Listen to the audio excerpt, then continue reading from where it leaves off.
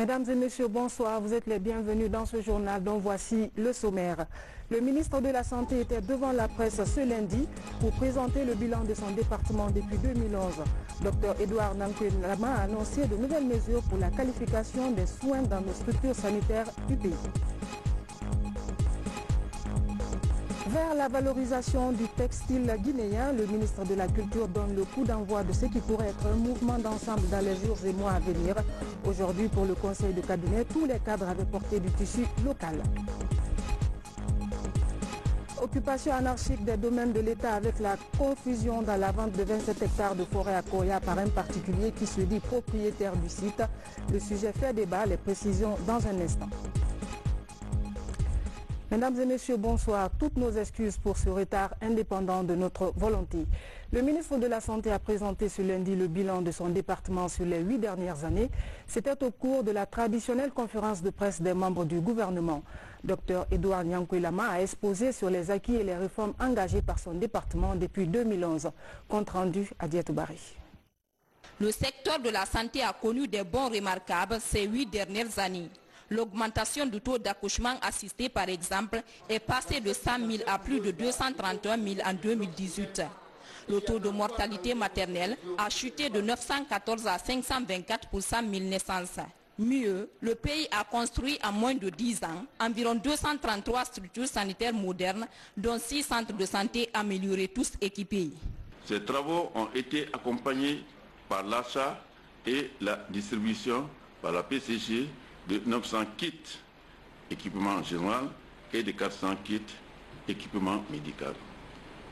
Sur le plan logistique, le gouvernement a mis à la disposition des structures de santé 402 véhicules 4x4 et 81 ambulances, 18 camions d'approvisionnement et 1105 motos pour les stratégies mobiles des agents de santé sur le terrain. Ensuite, 1340 réfrigérateurs sont en cours de livraison, mais c'est très avancé, et d'installation pour améliorer la stratégie nationale de la vaccination et surtout en stratégie avancée. Mais les défis qui assaillent le secteur sanitaire sont encore nombreux. Pour éviter des mauvaises prises en charge de certaines pathologies, la question de la qualification et de la fidélisation du personnel soignant dans les zones d'affectation reculées se pose. À cette problématique cruciale s'ajoute la vente illicite des médicaments, la floraison des cliniques clandestines et surtout des sociétés grossistes d'importation des produits pharmaceutiques sans agrément. À ce niveau, des interventions urgentes sont annoncées. Une des conditionnalités maintenant, c'est que personne ne va ouvrir une clinique privée en Guinée s'il ne dépose pas la liste de son personnel. Et avec la qualification, c'est-à-dire des diplômes qui attestent que les gens qui y travaillent sont qualifiés. Ceux qui ne vont pas se présenter au bout d'un certain délai, nous allons instruire l'autorité qu'il faut pour mettre fin, pour aller les fermer. Et là, on va le faire. C'est ce qui augmente énormément la mortalité. En perspective, les autorités sanitaires envisagent le développement de la santé communautaire au niveau des 38 districts sanitaires du pays. Une stratégie pour mieux rapprocher les communautés des soins de santé primaires. Sur le plan de la santé reproductive, la construction d'un centre de procréation médicale assistée est en vue avec un financement de 23 millions de dollars. À l'intérieur du pays, l'opération de distribution des moustiquaires imprégnés d'insecticides se poursuit à Farana. La campagne est initiée par le gouvernement et financée par le Fonds mondial de lutte contre le palu. Les précisions dans ce reportage de Carlos Mangalo à Marako Bassouma. Au cœur des villages les plus reculés de la préfecture de Farana, la campagne de distribution gratuite de moustiquaires bat son plein. Tous les habitants de la préfecture doivent recevoir leurs moustiquaires imprégnés d'insecticides à longue durée d'action. Nous sommes ici à Kobikoro, à 125 km du chef-lieu de la préfecture, où les agents distributeurs sont de retour 3 ans après leur dernier passage. La réussite de la campagne dépend en grande partie du succès des opérations en zone rurale. Le problème de paludisme est un problème très sérieux dans notre sous-préfecture. Mais quand même, il y a un peu de réduction au niveau du taux de prévalence après la campagne de 2016. Bon, c'est en ce mois qu'on a su que vraiment la population utilise vraiment la moustiquaire.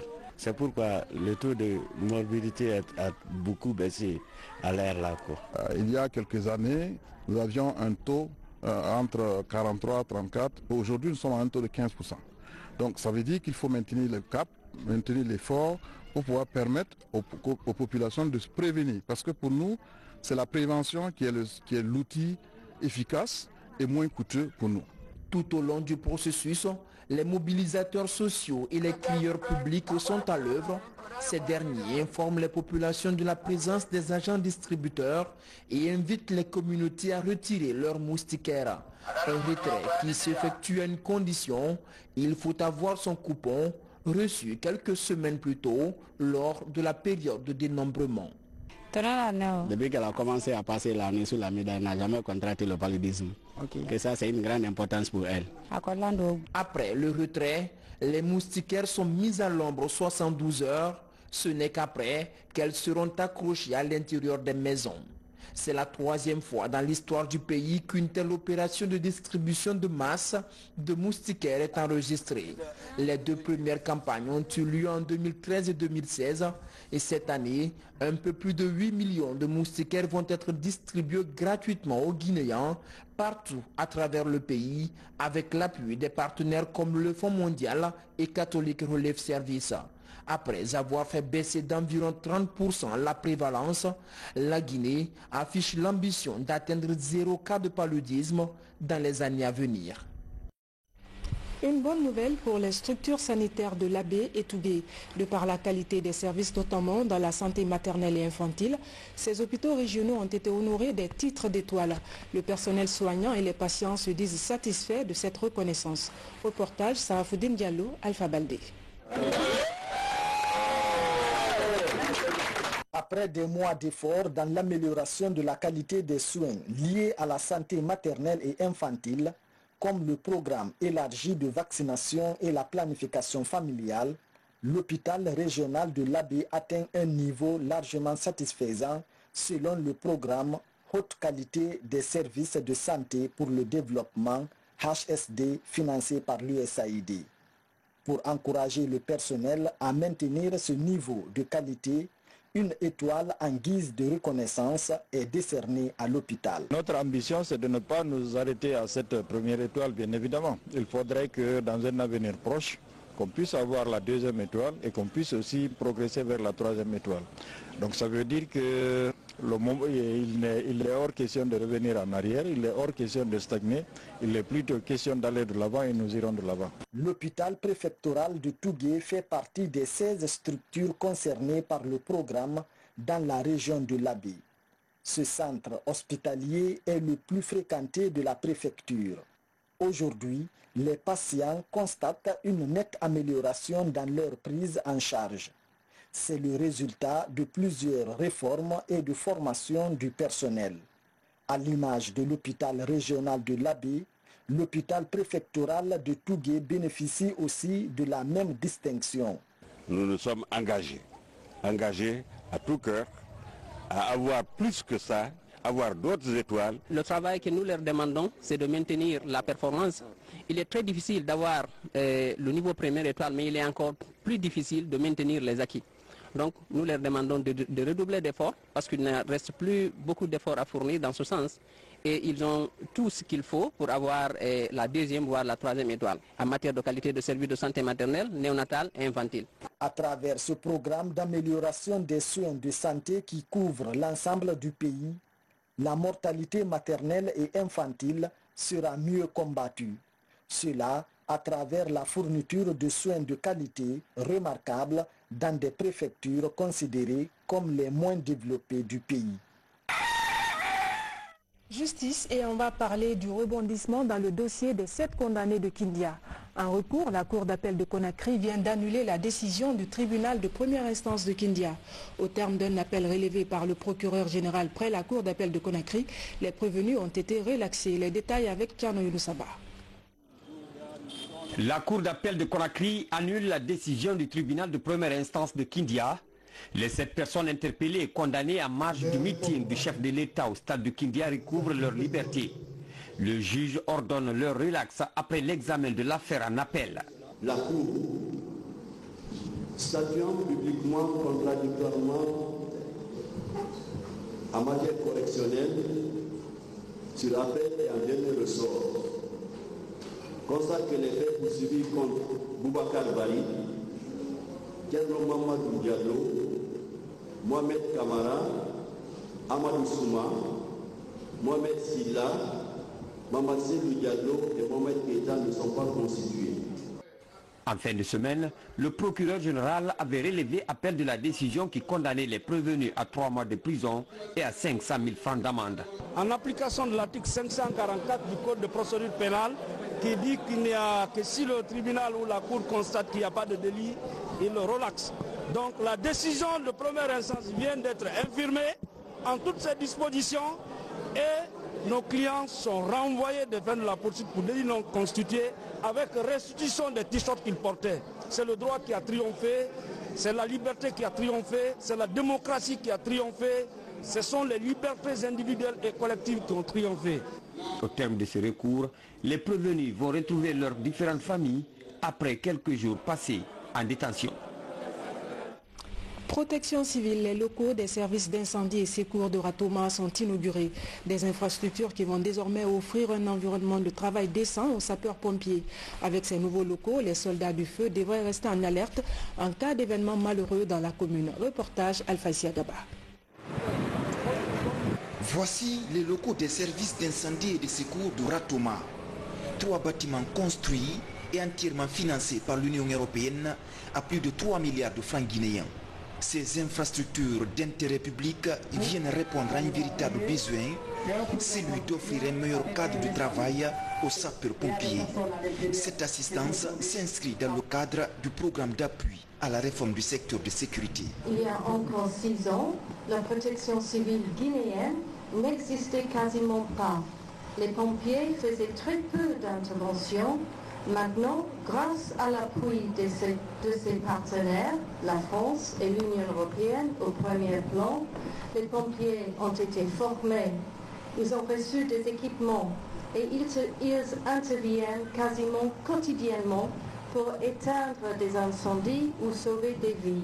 La réalisation de ces bâtiments va sans doute accroître les capacités opérationnelles de ceux qu'on nomme soldats du feu et du sinistre.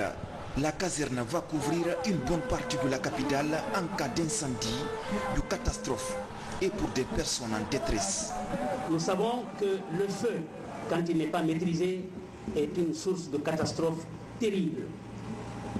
C'est pour cela que doter notre commune d'un tel siège est salutaire. Les premiers secours doivent être pris sur la base des initiatives individuelles avant que les soldats du feu que vous êtes n'intervenez pour apporter ce que les populations attendent de vous. Que chaque conducteur de véhicule daigne mettre un inspecteur dans son coffre. Souvent accusés de retard au moment des cas malheureux, ces soldats du sinistre devront continuellement rester en alerte. Le bétonnage de la cour et l'équipement de bureaux sont les prochaines étapes à réaliser pour le bonheur des sapeurs-pompiers de Ratoma. Sur un autre plan, vers la valorisation du textile guinéen, le ministre de la Culture donne le coup d'envoi de ce qui pourrait être un mouvement d'ensemble dans les jours et mois à venir. Aujourd'hui, pour le conseil de cabinet, tous les cadres avaient porté du tissu local.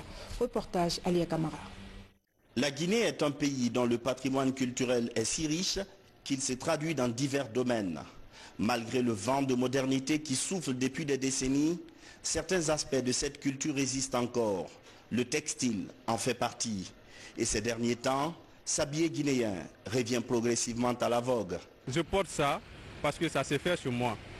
Et si je porte, partout où je pars, les gens m'apprécient. Et j'invite tout le monde à suivre mon pas, à faire la même chose. Et surtout, c'est le produit local. Et ça fait partie aussi de l'épanouissement de l'économie nationale. L'exemple est donné par le chef de l'État. Lors de ses récentes apparitions publiques, Le président Alpha Condé est le premier promoteur du label Made in Guinée. Une voie que se propose de suivre les cadres du département de la culture. Ce lundi, pour le conseil de cabinet, tout le monde décide de se mettre en tenue locale. Le conseil Alpha Condé a déjà donné le ton. Si vous avez constaté maintenant toutes ces sorties, il est habillé soit en kendili, à l'épi ou en tout cas dans le textile guinéen. Parce que ça encourage les travailleurs, les tisserands à la base, les teinturières, et ça crée ça crée de l'emploi. Le département caresse même le rêve de voir toute l'administration publique emboîter le pas. Question de fierté et d'identité nationale. Une solidarité est demandée aux autres ministères pour appuyer le projet. L'idée est de promouvoir le patrimoine guinéen à travers l'artisanat pour valoriser le tissu local. La tendance est un peu à la hausse ces derniers temps sur toute la chaîne de valeur.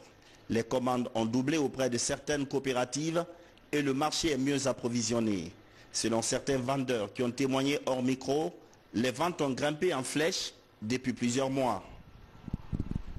Une autre initiative présidentielle qui fait du chemin, la promotion du secteur de l'hôtellerie. Un témoin est la construction des hôtels de haut standing en Guinée sous la présidence Alpha Condé. Le regard sur l'émergence de l'hôtellerie dans notre pays, c'est un reportage du bureau de presse de la présidence de la République. En revoyant l'histoire récente de la Guinée sur le plan des infrastructures hôtelières, le pays n'a pas connu d'établissement digne de ce nom. Le seul qui existait et qui faisait la fierté du Guinéen est le Grand Hôtel de l'Indépendance, cela depuis la Première République. La Deuxième République, elle, a tenté de résoudre le problème avec la construction de quelques rares hôtels, tels l'hôtel Nimba à Zérekoré ou l'hôtel Bel Air dans la préfecture de Bofa. Il a fallu attendre 2010 à l'arrivée et l'avènement du président professeur Alpha Condé pour qu'on connaisse un boom. À ce jour, vous avez dû visiter les hôtels et quand on se promène à Conakry, on n'a aucun complexe. On a des hôtels de toutes catégories, du 5 étoiles luxe jusqu'aux 2 étoiles, 3 étoiles, 4 étoiles ou même sans marque. Donc si nous avons des touristes actuellement, des hommes d'affaires, nous n'avons pas l'embarras de choix ou les maîtres. Ça c'est un grand pas. On est passé donc de 300 chambres avant 2000 disponibles, tout vendable, recommandable, à plus actuellement sur toute l'étendue du territoire à 6000 chambres vendables, recommandables. Quand vous allez à l'hôtel Kaloum, vous n'avez aucun complexe et vous avez toutes les possibilités, toutes les opportunités. Je crois que c'est l'un des rares hôtels de la sous-région où il y a une suite qui offre une suite présidentielle de 240 mètres carrés. Ça, il faut le savoir, ce n'est pas connu de tout le monde. Le président de la République, le professeur Alpha Condé, a initié un vaste programme de construction des hôtels de haut standing dans un partenariat public-privé. Des réceptifs modernes répondant à toutes les commodités en la matière, des chambres luxueuses, des appartements avec des vues panoramiques, des bars, des salles de gym, des business centers, des banques et des boutiques. Le resort est complet, de sorte à ce que le client, quand arrive à l'hôtel, il a tout le confort nécessaire à son installation. Si tu vois un développement, il faut avoir des hôtels d'abord. Si les investisseurs viennent chez toi, ils n'ont pas où dormir, ça fait honte. C'est pour cela que nous, on s'est concentré à faire un hôtel Kaloum. De Palm Camayen, en passant par l'hôtel Millennium, Noum Hotel, Onomo Hotel, Atlantic View Hotel, Sheraton Grand Conakry, Emlis Hotel ou encore l'hôtel Kaloum, la Guinée a marqué un pas de géant pour rattraper le retard en matière d'hôtellerie. Des infrastructures hôtelières dont les gammes varient entre 3, 4 et 5 étoiles. Et puis vous suivrez l'intégralité de ce reportage après cette édition dans la rubrique Info Plus. Le ministre des Mines et de la Géologie est au Maroc pour une visite de travail. Ce lundi, il a été reçu par son homologue marocain et le PDG du groupe Managem à Casa. Au menu des échanges, le renforcement de la coopération bilatérale dans le domaine des mines. Valérie Talimané est notre envoyée spéciale. Dès les premières heures d'indépendance en Afrique, le Maroc et la Guinée se sont donné la main pour bâtir une relation de coopération solide et impérissable. Aujourd'hui, les deux nations se tournent vers le développement d'un partenariat irréversible, notamment dans les ressources minérales. Dans ce cadre, ici à Rabat, les deux ministres des Mines signent un protocole de partenariat. Il porte sur des domaines comme la coopération, la formation et le transfert des compétences. Aujourd'hui, nous avons eu une discussion très fructueuse sur les opportunités de projets, pas de coopération simplement à haut niveau, mais de projets concrets qu'il peut y avoir entre les deux ministères. Et j'ai bon espoir qu'avec cette dynamique que nous allons maintenir dans les mois à venir, que nous allons avancer sur tous les chantiers qui ont été initiés par nos deux chefs d'État et qui sont en train d'être mis en œuvre par les deux ministères et les services techniques concernés. La visite de la délégation guinéenne du département des Mines a servi d'opportunité de partage d'expériences qui a aussi permis de mettre en lumière les avancées dans la gestion des mines. Cet exploit sur la gouvernance minière à travers les instruments, notamment le contenu local, l'assainissement et la modernisation du cadastre minier, ont donné une grande renommée positive qui franchit les frontières. Le royaume chérifien séduit prend notre pays pour modèle. Moi, je crois que cette question de contenu local, c'est une expérience qui est très importante. Cette question à ce qu'une partie du chiffre d'affaires reste au niveau local, c'est ce qui est demandé à l'échelle mondiale d'ailleurs. D'ailleurs, aujourd'hui, le débat international, c'est comment les populations locales s'approprient les projets miniers à travers, si vous voulez, à travers le développement local. Et ça ne peut se faire que si on met en place un cadre financier comme un pourcentage du chiffre d'affaires. Deuxième élément, c'est cette question du guichet unique, parce que les investisseurs dans le domaine minier sont en face de plusieurs administrations. Donc l'idée, c'est d'avoir un guichet unique. Vous avez une belle expérience. Nous voulons aller plus loin. Nous sommes en train de transformer le système d'investissement pour aller vers des guichets uniques au niveau régional, mais aussi des guichets uniques au niveau national. Et donc ça, c'est une expérience. Ce tête-à-tête entre Abdelaziz et Magasouba ont galvanisé la volonté d'unifier les synergies pour la mise en place prochaine d'une commission technique de travail périodique.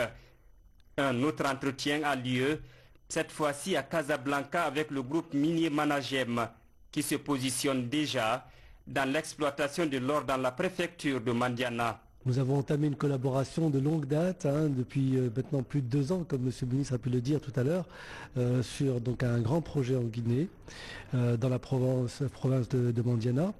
Notre objectif donc, est de développer ce projet qui s'appelle le projet TRICA pour produire entre 3 et 4 tonnes d'or à partir donc, de l'année 2020, plutôt fin 2020. Voilà. L'approche va permettre d'orienter les efforts axés sur des résultats. À la fin des différentes rencontres, la délégation guinéenne a visité le musée géologique de Rabat où sont exposés des échantillons des ressources minérales du Maroc. À présent, nous allons vous faire découvrir le parcours d'un humanitaire français qui séjourne actuellement dans notre pays. Laurent Simon est cycliste. Il a fait 7 ans de trajet sur son vélo, un périple qui l'a conduit aux États-Unis, en Europe et en Afrique. Laurent Simon travaille actuellement avec Plan Guinée dont il est l'ambassadeur. Notre reporter Mounir Bari est allé à sa rencontre. Dans son périple à vélo, il veut faire le tour du monde. Laurent Simon est un ambassadeur de Plan International Guinée. En Afrique, il se fait applaudir sur son vélo. Sa vocation est de défendre les droits des enfants. À 43 ans, Laurent pédale pour donner du sourire aux enfants vulnérables. Parcourir le monde à vélo, pour moi, c'est mon rêve d'enfant depuis tout petit. Connaître les pays, connaître les peuples, connaître les cultures, les coutumes. Mais l'autre objectif depuis toujours, c'est aussi d'aider la Fondation Plan International qui travaille en faveur de l'enfant et du développement de sa communauté. Mais premièrement, c'est le développement et l'aide à l'enfant au présent pour améliorer son futur. Ce qu'il est en train de faire maintenant, c'est quelque chose qu'il a déjà pensé depuis 12 ans. On a vu que bien sûr, c'est facile d'avoir une vision, mais matérialiser cette vision, c'est autre chose. Et je crois que c'est ce message, pour moi, pendant son passage, que je peux prendre pour partager avec mes collègues, les partenaires, aussi bien les enfants dans les écoles. Ovationné à la baie lors de son passage, Laurent Simon fait de la scolarisation de la jeune fille, de la lutte contre les mutilations génitales féminines et de l'exclusion des personnes en situation de handicap la priorité de son combat de tous les jours. Donc différents programmes, l'éducation, la santé, la connaissance des droits, faire reculer la pauvreté Ça, c'est ce qui m'amène ici en Guinée-Conakry. La première chose qui m'a marqué au niveau de la Guinée, c'est déjà la déforestation qui est très impressionnante en Guinée. Avant son départ pour d'autres pays, l'ambassadeur de Plan International Guinée va se rendre à Mamou, Farana et Nzérékoré. Objectif, échanger avec les communautés sur les problèmes d'éducation, de santé et d'environnement. Laurent vit seul en France, sans enfants. Et on termine avec ce sujet, l'occupation anarchique des domaines de l'État avec cette confusion dans la vente de 27 hectares de forêt à Koya par un particulier qui se dit propriétaire du site. Le sujet fait débat, c'est un reportage de Aboubacar Junior Camara. Koya, une bande verte ceinturée de montagnes au climat tempéré. Depuis quelques années, la préfecture perd son atout écologique au rythme affolant. La course à l'occupation anarchique n'épargne ni les bras de mer ni les flancs de montagne. La ville vient de mettre en vente 27 hectares de forêt entre le centre-ville et le pont Kaka. L'affaire agite la société civile et les protecteurs de l'environnement. Et de ce fait, on nous a fait comprendre que c'est un domaine qui appartient à deux familles, dont une de Koya et une de Kouria. Donc il y a établi une convention dans laquelle il y a l'implication de 3 ministères. Donc agriculture, environnement, habitat. Nous, dans nos enquêtes, on a compris que c'était archi faux. Parce que 10 jours aujourd'hui, on a reçu tous les documents liés à ce domaine. Autour de ce dossier, la confusion est totale. Pour l'ancien directeur préfectoral de l'habitat, ce poumon vert a toujours été une propriété coutumière. Aujourd'hui, je parle de ce domaine parce que, comme anciennement dans nos mœurs, dans nos coutumes, quand on a donné à mon grand-père en mariage ma grand-mère, la famille Kouya a dit, bon, écoutez, on va lui donner tout ce domaine pour l'accompagner dans son foyer conjugal. Mais aujourd'hui, d'une voix basse, c'est la direction préfectorale de l'agriculture et du génie rural de Koya qui réclame le domaine vendu. Une propriété publique qui échappe à l'autorité. Les parcelles sont signées, les plans de masse à l'habitat. Les domaines sont signés chez nous à l'agriculture. Dès qu'un terrain dépasse 3 parcelles, ça relève maintenant. Du côté de la mairie de Koya, la signature de l'attestation de cession de 27 hectares est la première opération de légalisation gérée à la va-vite par la nouvelle équipe communale. L'attestation de cession au profit d'un patron d'entreprise étrangère. Les coutumiers de là-bas nous disent qu'ils ont en vue l'installation d'une usine. Je dis voilà, moi, mon problème c'est quoi? S'il y a une usine, j'aurai quand même des citoyens de Koya qui vont travailler. S'il y a une usine, je sais que les assiettes de la commune, ou en tout cas de l'État, seront remplies. Voilà mon objectif. L'investisseur a lancé sur le terrain les premiers travaux d'occupation. Mais la préfecture, alertée par la mobilisation de la société civile, a demandé l'arrêt des travaux. Après donc avoir arrêté le chantier, les équipements saisis au niveau de la gendarmerie, nous avons informé Monsieur le ministre de la ville et de la mairie, qui, selon moi, était content parce que l'instruction donnée a été respectée à la minute. Donc, de question en question, il m'a dit que c'était leur premier village qu'ils ont localisé parce qu'ils ont fait des constructions, ils ont rejoint, mais c'était leur campagne. C'est là qu'ils font beaucoup de choses. Et comme ils n'ont plus de moyens, ils ont préféré s'arranger avec un partenaire qui a les moyens pour faire des industries où ils seraient co-gestionnaires. À la direction préfectorale de la ville et de l'aménagement du territoire, aucun commentaire sur ce dossier à notre micro. Dans les couloirs cependant, certaines indiscrétions laissent entendre que les efforts sont en cours pour ramener le domaine vendu par un privé dans le portefeuille de l'État. Avant de boucler ce journal, ce communiqué, la Société des eaux de Guinée informe son aimable clientèle que suite à une casse sur la conduite DN 250 mm en fonte, tous les quartiers de Kaloum connaîtront une perturbation dans la desserte en eau potable pour les journées du lundi 13 mai et mardi 14 mai. Face à cette situation indépendante de sa volonté, la Direction générale de la SEG présente ses excuses à son aimable clientèle des zones concernées pour les désagréments causés et lui rassure que toutes les dispositions nécessaires sont prises pour le rétablissement de la desserte dans les meilleurs délais. Signé la Direction générale. Voilà, mesdames et messieurs, c'est la fin de ce journal. Merci à vous tous de l'avoir suivi. Bonsoir et à demain.